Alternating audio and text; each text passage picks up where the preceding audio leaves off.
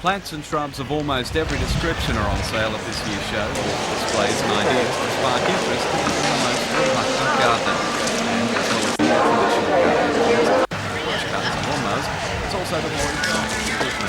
The Forestry Commission and the Department of Agriculture have displays to give the gardener advice on any subject. Choose to grow your own vegetables. And what would a garden should be without roses? My area is the Torres barrel where you can put those tickets. Tracy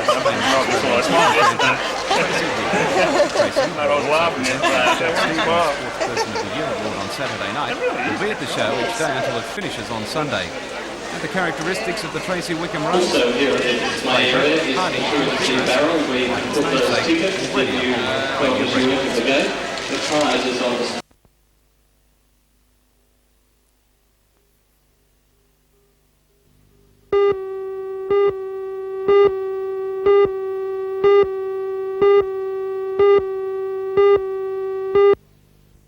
Rumbles, this one. 520 competitors brought their horses and horsemanship to Dungog for the rodeo, the proceeds of which will go to the Royal Blind Society.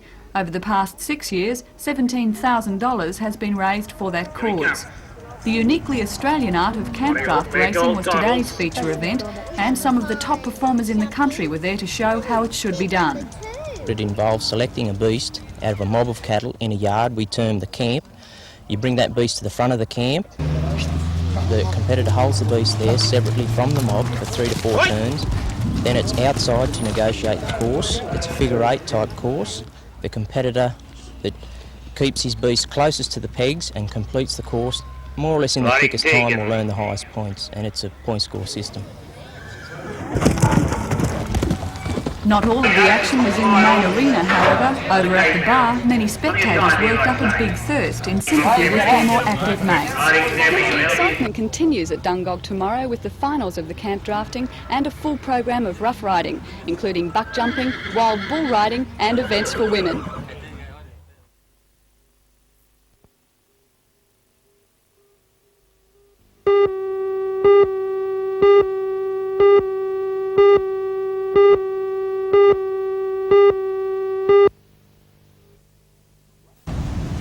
The black briefcase was found at midday sitting on the steps at the side of Maitland Police Station by 2 police returning from patrol. With the Russell Street bombing still fresh in everyone's minds, police were taking no chances and assumed the case could contain a bomb. While the police station and nearby residents were evacuated, police set up roadblocks and waited for scientific squad experts to arrive from Newcastle. The scientific squad x-rayed the case, which revealed several electronic circuits and what appeared to be a fob watch. An army bomb disposal expert was flown in from the Victoria Barracks in Sydney by the police helicopter. Donning protective clothing, he also x-rayed the case and pulled it into the open using a string. Satisfied that the case probably did not contain a bomb, he then sprung the latches. Tense moments followed, but there was no explosion, and the case was opened to reveal 10 digital stopwatches and 2 fob-style stopwatches. Police now believe the case of timepieces may have been lost and brought to the station by some well-meaning person.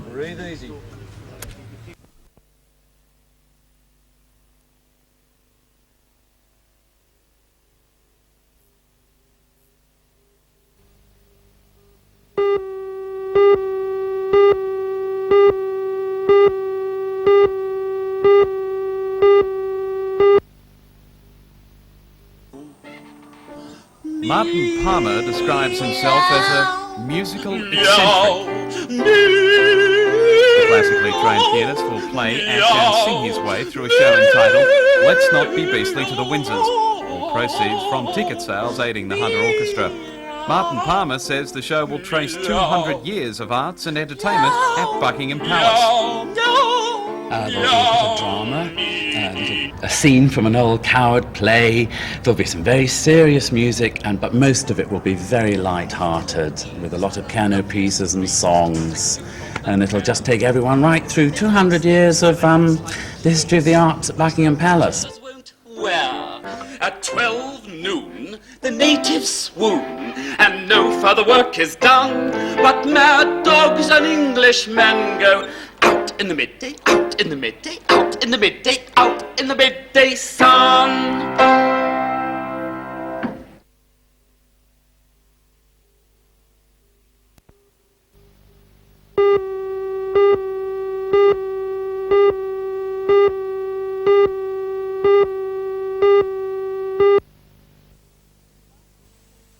The disastrous effects of the 1955 flood and the conviction that the Hunter Valley will experience another of its magnitude prompted the Flood Facts program. The two-day event, organised by the Hunter Valley Conservation Trust, is being held at the Maitland Town Hall. Displays of equipment, photographs and original flood footage help to increase public awareness of the problem. The Conservation Trust says flooding cannot be prevented, but the effects may be lessened. People can also be taught how to cope in the event of it occurring.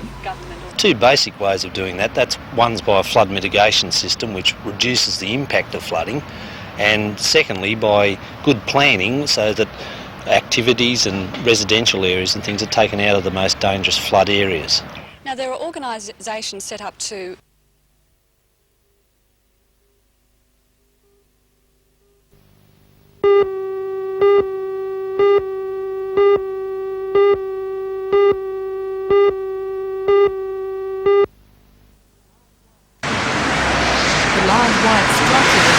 overnight in the car park of the regional museum in Strait houses an important part of Australia's aviation history. Inside is a Fokker Universal six-seater aircraft, which was the first plane in the Ansett Airways fleet. Ansett was started by the late Sir Reginald Ansett in 1936, and the Fokker Universal did the 2-hour run between Melbourne and Hamilton in Torres. In those days, some 12,000 passengers were transported annually. Now the figure is around 5 million. The display, which is being taken to 22 Australian cities, is to celebrate the company's 50th anniversary. It includes a history of the operations and allows the public to take a good look in the Boeing 727 cockpit.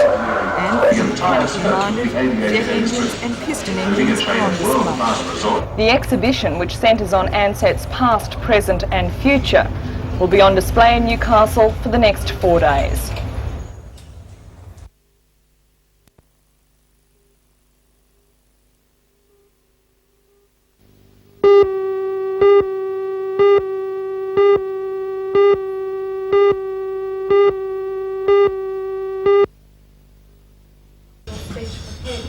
The New South Wales Lovely Motherhood Quest has gone from strength to strength since it began 14 years ago. And at Carrington House last night, Quest coordinator Jenny McCauley said there had been a record entry this year of 120 mothers. The Quest raises money for the Royal New South Wales Institute for Deaf and Blind Children. Jenny announced this year's regional winner, Yo Todd from Adamstown Heights. Yo, who is the mother of a 10-year-old son David, was judged along with other entrants on her presentation, poise and personality, character, general knowledge, community interests, and interest in the home and family. Yo will now be judged in Sydney next week with a chance to become one of the 10 finalists.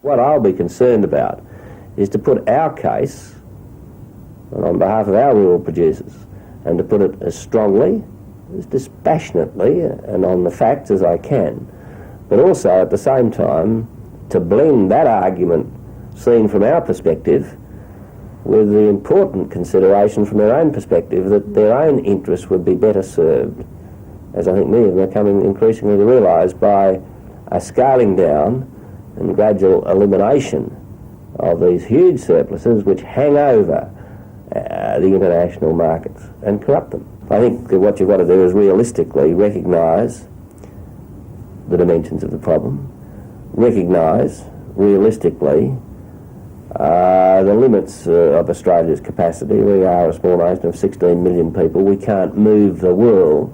But what we can do, if we're intelligent, is to say, here are the arguments. The secret of successful negotiation is to try and blend your own interests, the argument of your own interests, with the self-interests of the people with whom you're negotiating. And I think there is an appropriate blend, which I will try and establish in the minds of the people to whom I'm talking.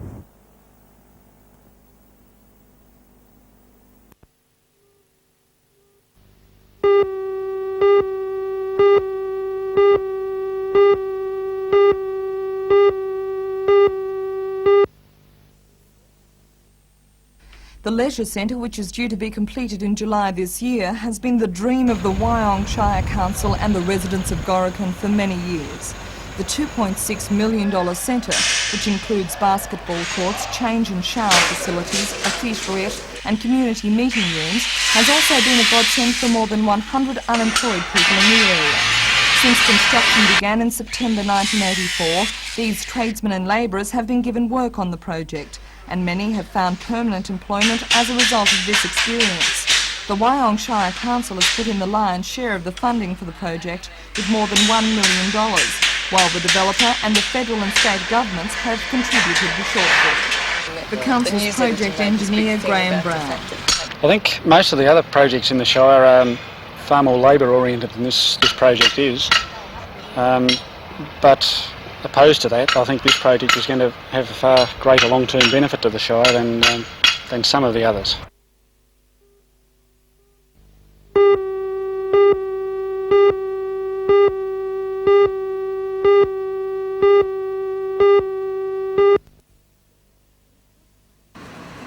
This goods train has sat at Broadmeadow Station since last night. It was on its way from Chullora in Sydney to Newcastle Station, carrying parcels and small freight. At Broadmeadow Station, the guard van was removed and the driver instructed to move the train on to Newcastle Station. He refused, so did the train's fireman, and AFULE members have black-banned the train throughout the day. It sat at number 2 platform. Traffic was diverted around it. The ongoing dispute over the phasing out of guard vans by the State Rail Authority has been the cause of several strikes and stoppages. An urgent meeting was called between the State Rail Authority and the AFULE this afternoon. Its outcome is not yet known.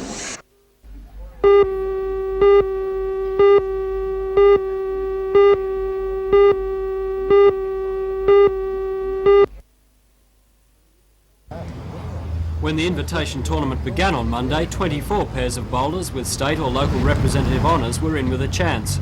By this afternoon, and after 4 days of round-robin competition, the favourites Ken Woods and Darby Ross had missed the semis, and the finals were between Rocket Thompson and Paul Bender of East Cessnock and the team of Bill Mattingley of Waratah and Reg Robinson of Sydney.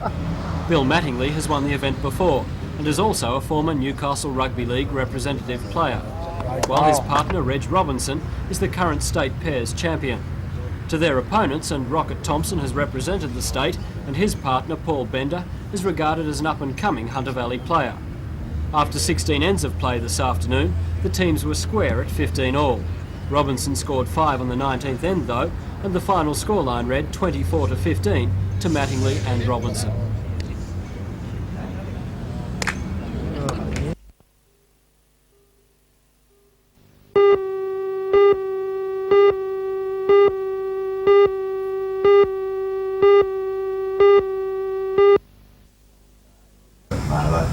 A report on tourism outlined progress being made by the Hunter and Lower North Coast Tourist Authority on promotion. The authority has undertaken the promotion, including the proposed Hunter Happening information book, with funding through the Steel Industry Assistance Plan. The board also discussed the importance of promoting tourism among local residents and small businesses and the need for a centralised tourist information office. A submission was also made to the State Rail Authority to upgrade the Newcastle Flyer as a means of attracting more tourists to the region. The Chamber wants to have the rolling stock improved and to restore seat booking facilities and catering services. Chamber's centenary activities were also discussed, including the release of the Chamber's centenary wines, the commemorative cover design on the next Newcastle telephone book.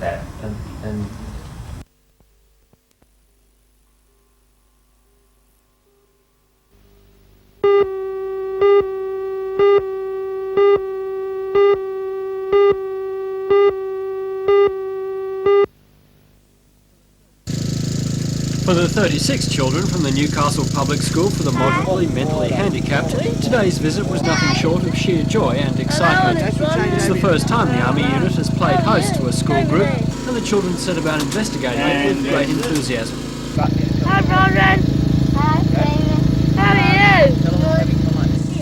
Fort Wallace is a tactical air support signal squadron, and its main role is providing communications between the Army and the Air Force in exercises or combat.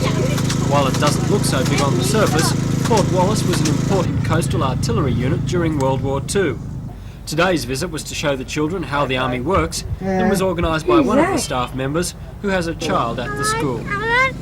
Fort Wallace says today's visit was a tremendous success. And if children's smiles are an indication, who knows, they might even get a few recruits. Who wants to join the Army?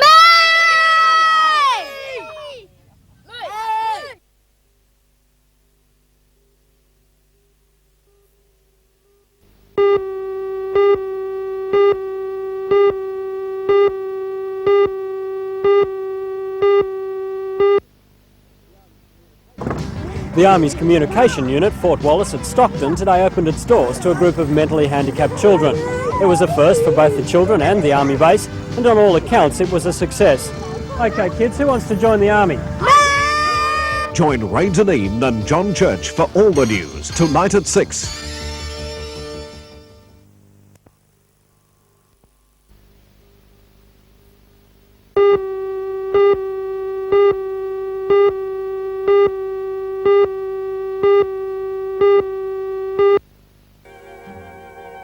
Crewing planes like these, evading the enemy, locating and destroying targets, and returning in one piece for yet another mission was the job of a select band of RAF personnel who saw service during the Second World War. It required special skills, and under the Empire training scheme, these were developed over a remarkably short space of time. A group of men who underwent their training in Australia in only 8 short months of 1941 have recalled their exploits in a book compiled by Newcastle author Dr. Sepp Owen. 10-course WAGS was launched today by Air Commodore Bomball, the commanding officer of the Williamtown RAF base. 37 of the 80 men who completed the 10th Wireless Air Gunners course to be run in Australia during the war have contributed to the book, recalling their experiences overseas, operating in and escaping from enemy territory. Dr. Owen says special bonds were forged. Oh, they're special friends. They're good friends and they're special friends, like no other friends. Has to be like that, I think, when you have the common bond of being complete ignoramuses on all things military and aeronautical, and you're bashed into shape by the authorities. In many cases, we travelled overseas together and faced the disciplines and the annoyances and the fun together, and then the dangers together. So all that makes something very special.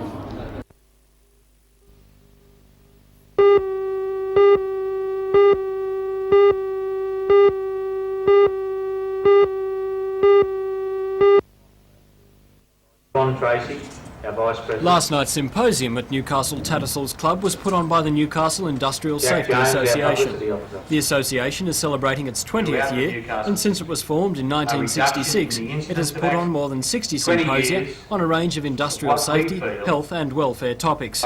Last night's was the first for this year, and more than 120 representatives of local industry and commerce attended. The guest speaker, Dr. Dennis Wakefield, is a senior lecturer at the University of New South Wales. He's also a consultant immunologist at Sydney's Prince of Wales Hospital, one of the 2 major AIDS hospitals in New South Wales.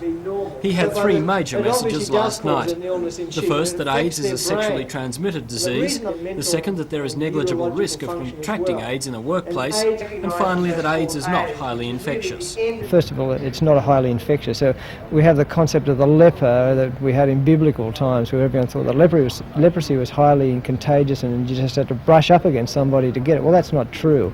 The only way to get AIDS is through intimate sexual contact with exchange of bodily secretions, or by coming in contact with the blood that also carries the virus. And I think that's one of the major misconceptions. It's not highly infectious, it's not easy to catch. You've got to make a concerted effort to get this disease.